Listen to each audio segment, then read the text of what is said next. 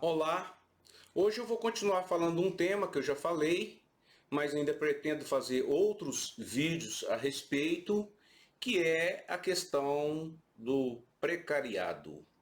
Em 2015 eu li um livro de um autor inglês, professor da Universidade de Londres, Guy Standing, que ele escreveu O Precariado, a Nova Classe Perigosa. Bem, já são quase 10 anos, não? 8 anos que esse livro foi escrito. Eu li em 2015, quando ele foi traduzido para o português aqui no Brasil. Esse livro, eu acho que ele traz dados relevantes, você não precisa de concordar com as análises e nem os prognósticos dele, mas ele trouxe, naquela época, pelo menos para mim, dados interessantes. E ele começa um relato ali, né, sobre o 1º de maio de 2001, quando 5 mil pessoas,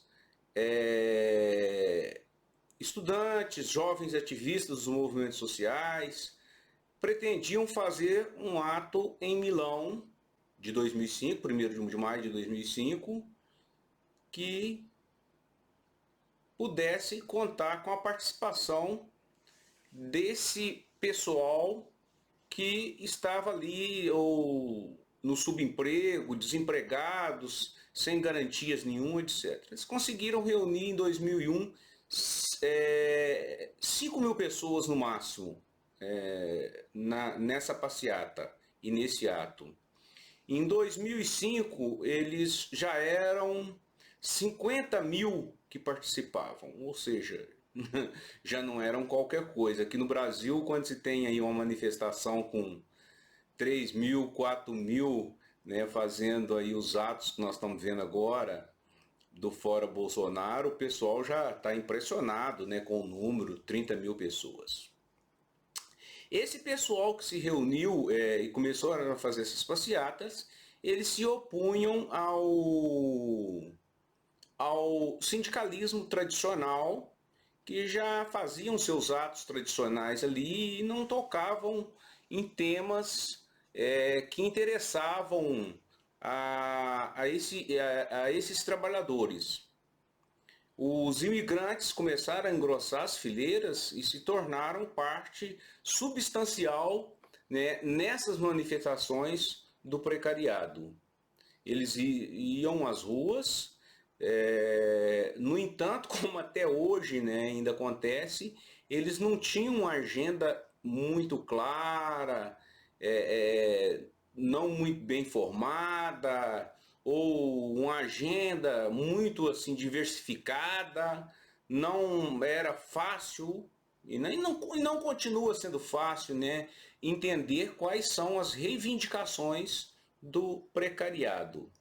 Então, o precariado são esses trabalhadores, pelo menos na concepção que surgiu na Itália, esses trabalhadores temporais, né, sazonais, que têm uma dificuldade de amparo, tanto em relação à empresa quanto em relação ao Estado. Outra conclusão importante que ele chega, né, o Guy Stan, é que o uso de novas tecnologias de informação estão no hábito desse precariado, entendendo-as como novas formas de reprogramação do cérebro. A vida digital ou virtual estaria destruindo o processo de consolidação da memória a longo prazo. Então, ele diz que as redes sociais estariam fortalecendo vínculos frágeis de sociabilidade e enfraquecendo vínculos fortes, como são as redes familiares, o trabalho coletivo, etc. Reprimidos, esses trabalhadores estariam reprimidos num presentismo interminável e deshistoricizado. Ou seja, o precariado tem uma dificuldade, né, de construir um senso de memória social. A mente precarizada, entre aspas, é alimentada pelo medo, já que falta essa ocupação laboral, né, que criaria um vácuo ético entre esses sujeitos. A angústia anônima, na era do precariado, destrói todos os eventuais laços de confiança e solidariedade. Bem, o modelo neoliberal que imperou aí, impera ainda, né, agora ultraliberal, imperando aí por mais de 30 anos, nas 3, já quase 4 últimas décadas, promoveu como principal slogan a ideia de que o desemprego é meramente uma questão de responsabilidade individual. Ou seja, os seres humanos, né, passaram a ser mais ou menos empregáveis. Não por acaso, a ideologia das competências e habilidades ganhou corpo em processos de escolarização na educação básica, reformando os hábitos e as atitudes da classe trabalhadora.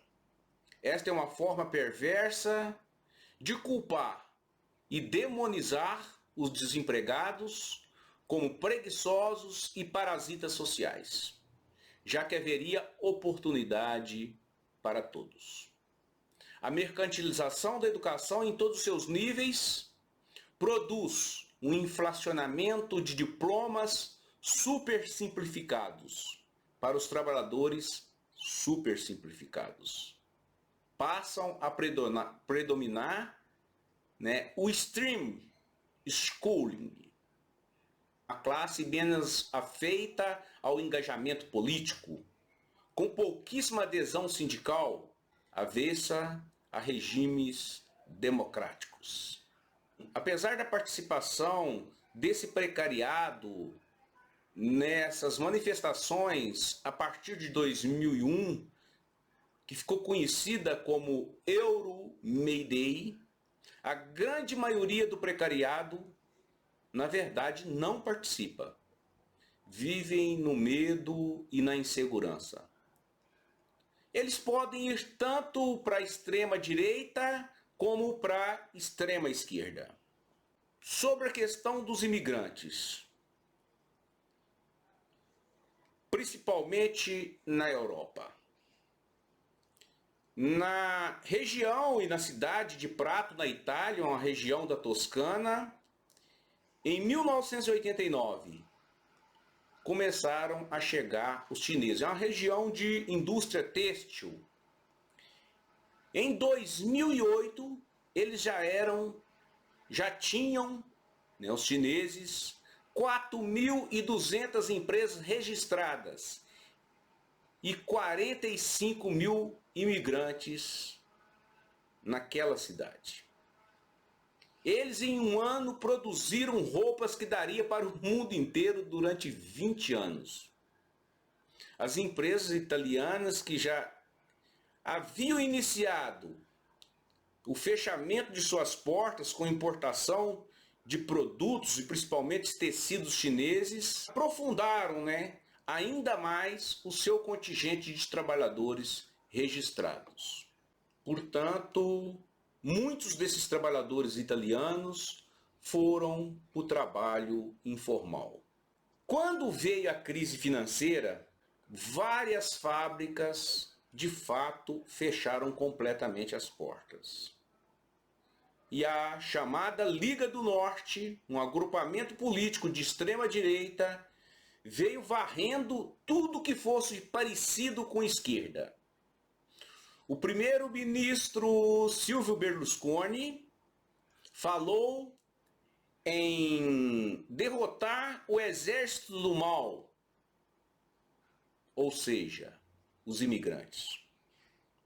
A formação de vários enclaves foi notável. Não, em Prato, que é o nome da cidade e da região. Formaram-se gangues de chineses, de russos, albaneses, nigerianos, romenos, além da própria máfia.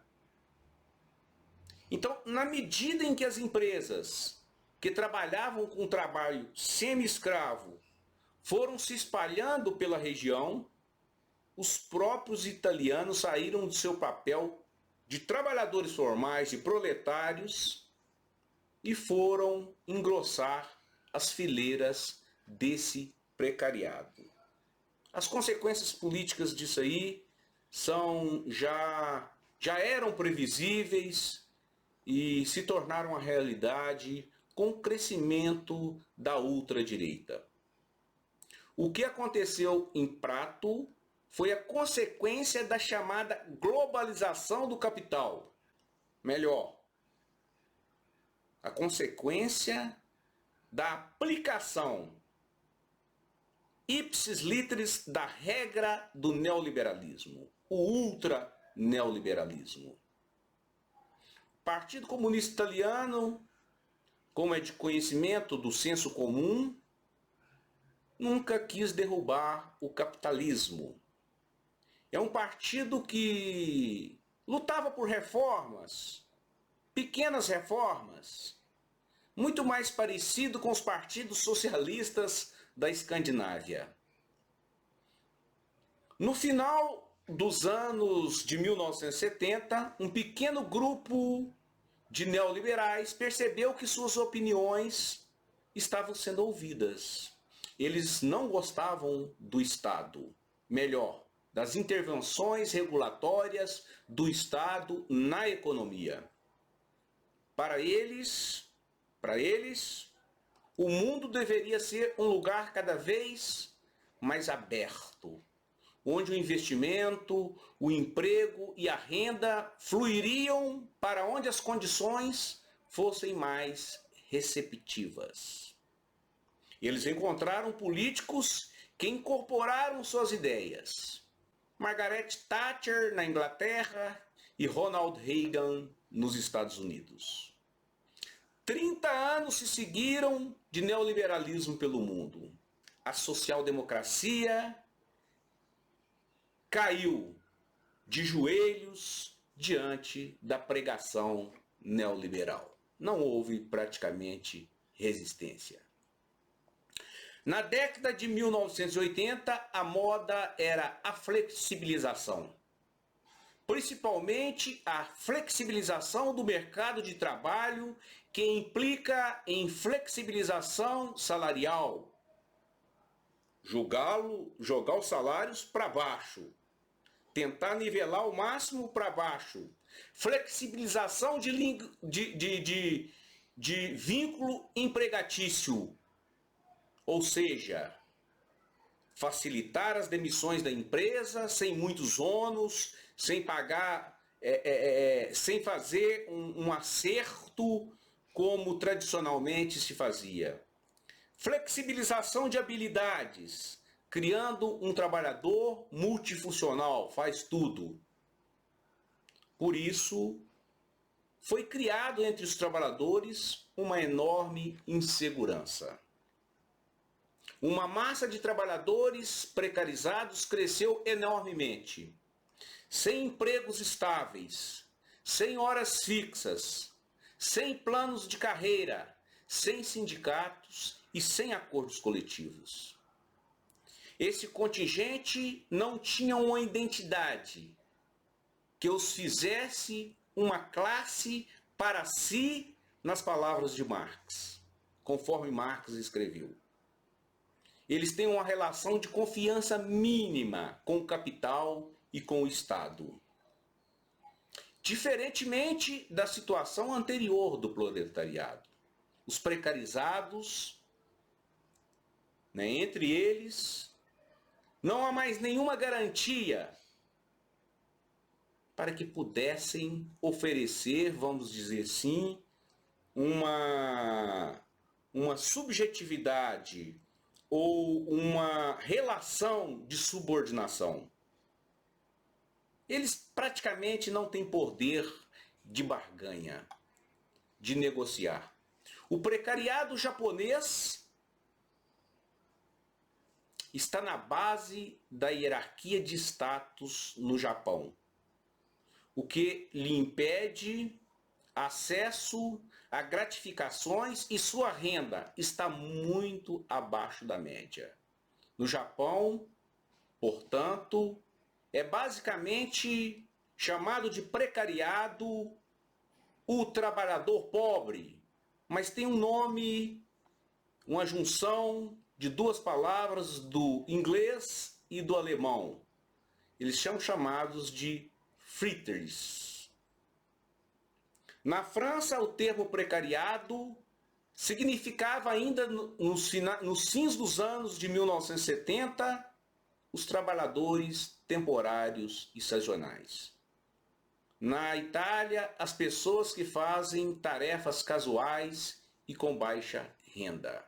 Na Alemanha, além de trabalhadores temporais, são os desempregados que não têm nenhuma esperança mais de integração ao mercado de trabalho e até de integração social. Bem, para finalizar já essa primeira parte sobre o precariado, essa discussão toda que eu estou apresentando a partir do livro de Guy Stan, eu quero voltar um pouco à realidade do Japão. Desde a década de 1990, uma nova classe, entre aspas, vem crescendo no Japão. São chamados, que eu citei agora há pouco, os fritters. Um acrônimo de free, em inglês, e abaitá, em alemão. Uma mistura dessas duas línguas que pode ser traduzido como trabalhadores livres ou freelancers, que abrangem principalmente os jovens entre 15 e 34 anos. A mídia e o próprio governo tentam mostrar que esses jovens rejeitaram, entre aspas, né? Conforme eu li num artigo em uma revista, eles rejeitaram o trabalho formal, o emprego vitalício, como existe no sistema japonês.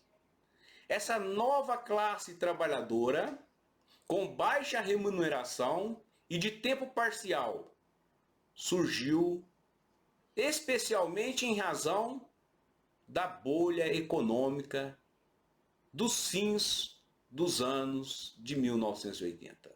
Essa é a realidade. O Japão se dizia um país de classe média. E ele começou a ver essa situação, de uma certa forma, comprometida.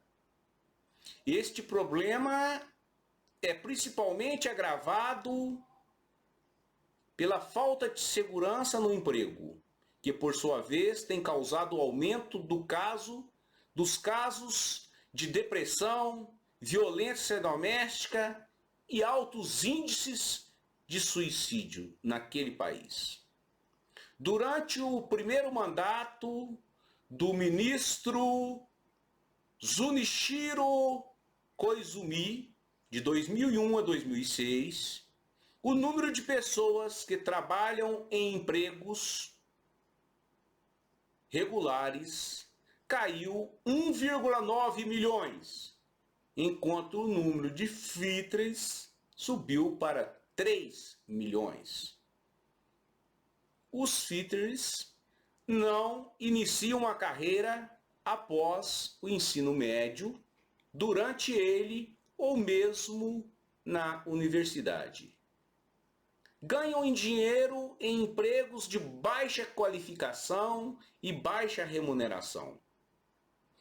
Uma parte deles, segundo ainda dados encontrados em matérias de revistas, jornais, Outros são a sobra do recrutamento amplo que as empresas fazem durante o ensino médio ou na faculdade.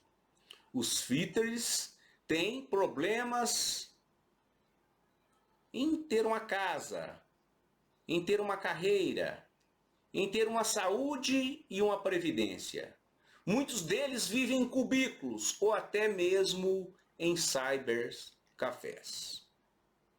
Se essa realidade triste que o sistema, o neoliberalismo, o capitalismo levou esses trabalhadores em países desenvolvidos como o Japão, imaginem a situação de insegurança, de incertezas e de sacrifício que vivem os trabalhadores precarizados em países como o Brasil. Próximo vídeo eu vou continuar com o assunto.